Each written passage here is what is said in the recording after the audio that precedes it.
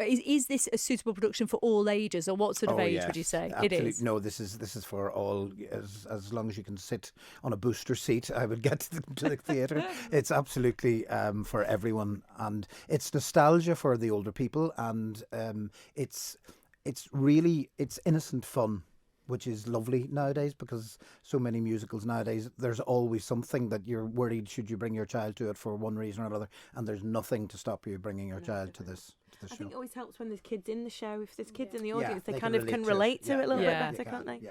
And because of the different age groups of the children too, there's everyone can relate, and then you only spend like 2 minutes without a song, really, don't you? So everyone loves a song. Yeah. And what about Tony then? Because I know obviously there's an awful lot of people who work in the background. We see the ones on the stage. There's a lot of people who work very hard on these productions in the background, and probably producing the sets, I'd imagine, is quite important, because the views of Salzburg and those sort of iconic images. Very much should be a audio visual experience, and we're getting the set over from England, as long as the ferries go this weekend.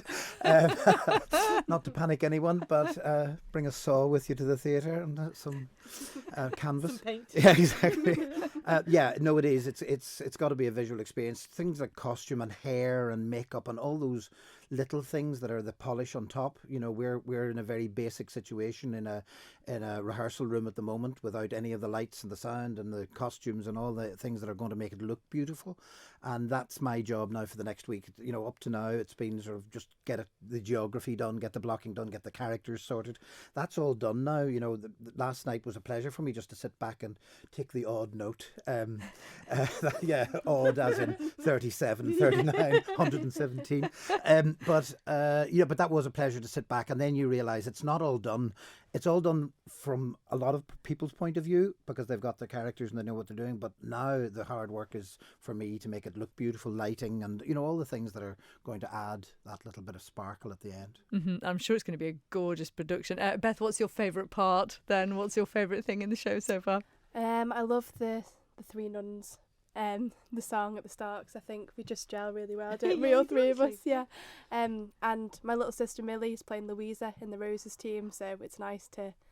I'm not on stage with her because obviously they're in the different scenes, but it's nice to see her on stage, and she's it's beautiful as well. Yeah, she's lovely. So. I love that when it's a family affair. Yeah. As well. The kids are absolutely beautiful, both on stage and off. They're just they've been a delight to work with. They really have, so well mannered, and that makes a difference. To me, it makes a big difference, because to get that sense of ensemble work, and that's to do with their own personalities, not just the characters that they're playing, and that's why it's, they're a credit to their parents. That's what it's about, Oh, that is lovely to hear. Well, Liz, if you were to sum it up for someone listening who's debating whether or not to come and see this, how could you sum up this show? You have to just come and see the show. It's a feel-good family show, lots of lovely music, and you'll have your feet tapping, and it'll, just warm your heart.